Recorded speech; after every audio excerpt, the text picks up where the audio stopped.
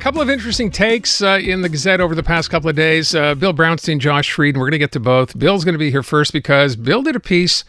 This is a great assignment, right? He went out with photographer Dave Sidaway at the Gazette and just basically looking for people who were visiting Montreal for the Grand Prix.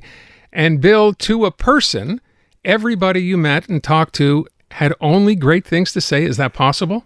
It's unbelievable. I think I approached about all over town, Old Montreal, downtown, everywhere else.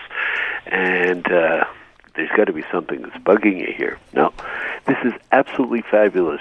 The thing they like most is public transport, and more to the point, getting to the Circuit Gilles Villeneuve by metro there and back, as opposed to, these are people who do F1s all over the world, right? And they say Montreal is the fastest access. It's the closest circuit to the downtown area.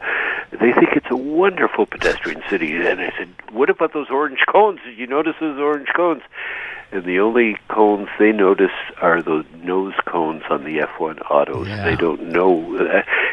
All the things that deter Montrealers, that drive us crazy and all the rest, don't notice it at all. This is really you can't see the forest for the. This is you can't see the forest for the trees kind of a thing. Well, they don't live here, kind of thing, right? Yeah. They're not bothered by the day-to-day nuisances. They're just taking in all the wonderful things about the city. So exactly, they love the public transit, and I found that really interesting. These are obviously F1 fans, as you mentioned, right? They've been to other F1s, and they say ours is as good organizationally as any. Mostly it's the best. Wow. They say this is as well organized a city as they've ever been to. What is wrong with these people? And they say that basically it is so pedestrian friendly. They bring their, like if they're driving at all, they just leave it in a hotel or whatever, and then they just walk everywhere. And they know the city. It was very interesting. I ran into one couple, and they explore the city. They were going down to Wellington, for example. I mean, I know people in Montreal don't know where Wellington is. So yeah, true. good point. And and in terms of language, very, very accommodating. Everybody extremely friendly. Of course, when you're spending a lot of money, people are sometimes friendly. But how do you differentiate? I mean, between a local and a tourist sometimes. No friction whatsoever. And like I said, I was in Old Montreal at some hotels there, down on Crescent, down on Peel, and nothing but love. So no language issues, Bill, whatsoever? Nobody had any difficulty getting served in English? One of the first, in fact, like they said they love being immersed in French culture and all the rest, and some could speak French, most couldn't, and they said even, I guess they're giveaways when they're wearing Ferrari shirts or something, or right. Mercedes-Benz hats. But that notwithstanding, they said no. People bent over backwards were so friendly and just welcoming. And these are people, by the way, who've been coming here for years and years. I mean, some of them have been up here like for 20 Grand Prix, and they traveled the world, and they talk about the chaos in other cities, like in Monaco, even though the track is in the middle of the city, it's just absolutely nuts. And Austin, Texas. Hey, Bill. Yes. How much of this was based on the fact that their money buys them about $1.40's worth of stuff here? There's that. Well, that's the other interesting thing. They don't seem to, like one couple I met, and they brought kids along. It was probably going to cost them $60,000-$70,000 for a week here. Oh my God. Like in a suite in a hotel downtown in Old Montreal. It's big money, and going out to Joe Beef, taking the whole family. That, how much that can cost. And no one ever even mentioned, I brought up the fact that, they're getting a 35% discount, or the tourism people, or our friend Glenn Castanera would bring up that fact, but they never brought it up. They just, it's money. I guess. They've got it. And by the way, they're not these are people, a lot of working folks, some obviously very well-heeled retired folks and all the rest, but this is their vacation. They live for the F1. This is what... And according to them, we do it better than anybody. I love that. That's cool to hear, yeah. Hey, Bill, I want to thank you. I appreciate it. Great job on that story. Thank you, sir. Josh Fried, column in the Montreal Gazette over the weekend. So I'm a big Josh Fried fan. And the column, this actually caught me a little by surprise, as I think it will most people who read Josh Fried's column. There's a lot of, rightful complaining in there when it's necessary. Not this time around, because Josh, I'm going to just take one particular phrase here, which says, and he's talking about the Anglo situation here. He said, overall, I think we spend too much time complaining on both sides of the language divide and not enough time celebrating. So I wanted to get to the bottom of this. Josh is on the line. Josh, thanks for being here. A pleasure. I want to just ask you, because let's face it, there are certainly enough things here to complain about, of course, visitors to the city aside. What made you do this? Was there one particular thing that said, you know what, we talk about all the bad stuff all the time. I want to kind of shift the focus here. Was it one particular thing? Yeah, one thing. My column the week before was a bashing, humorous column about Bill 96, beating up language, because we're all ticked off at the language law.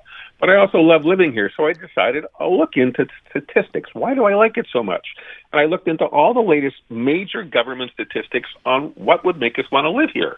And not shockingly, although I was shocked, this might be the best city in North America to live in. Okay, yeah. in almost everything you could choose, every category you can choose.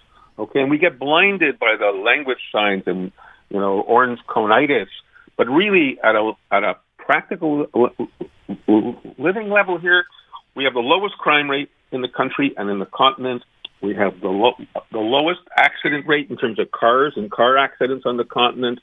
We have the liveliest street life by far in the continent. This is an incredibly safe city, and although the language hassles are there, they're there with the government, not with people. So, I can give you all the stats if you want. We can go through it one at a time, but there's, in every category I looked, it's sort of what the tourists Bill talked to saw.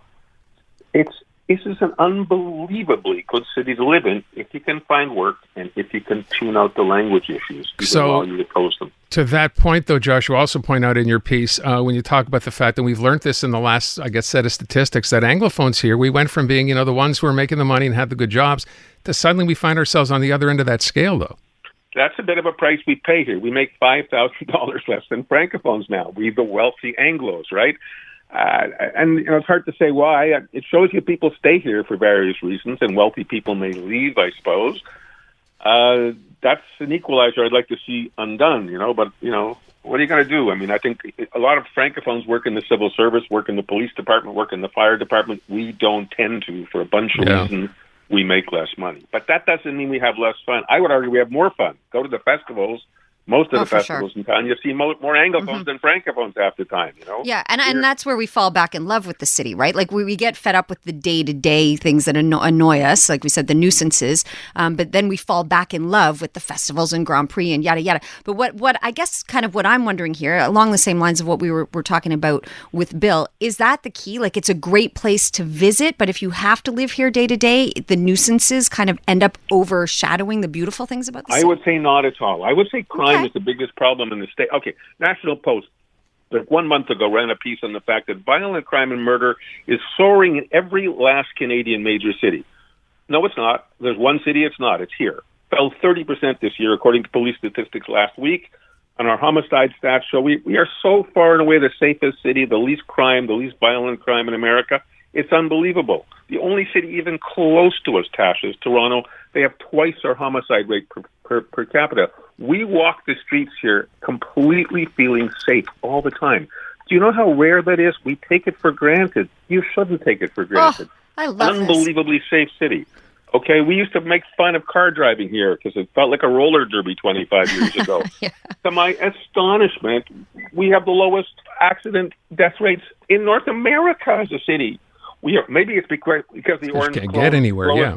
The cones slow us down to 5 kilometers an hour, I guess. I don't know. It's working, yeah. Maybe that's traffic. Those are our new traffic bumps. But the bottom line is this is the safest city to walk the streets in North America. And again, maybe that's why we let these enormous pedestrian festivals play a role. Pedestrians and bicyclists take over the street. It has some hassles for car drivers, but it makes the city really, really safe.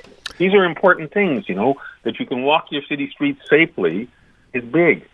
And even though we make, housing is another big one, yes, we need more affordable housing, but I think, it's half the price to buy a house here than it is in Toronto or Vancouver. You need a big six-figure salary to buy a one-story suburban home in those cities. Mm-hmm. So there was a big study last week, as happens, a major study on where is the best place for youth to go in Canada now. Toronto won. It won entirely, the study said, because it's the best place to get a job. Montreal finished second, way ahead of Vancouver.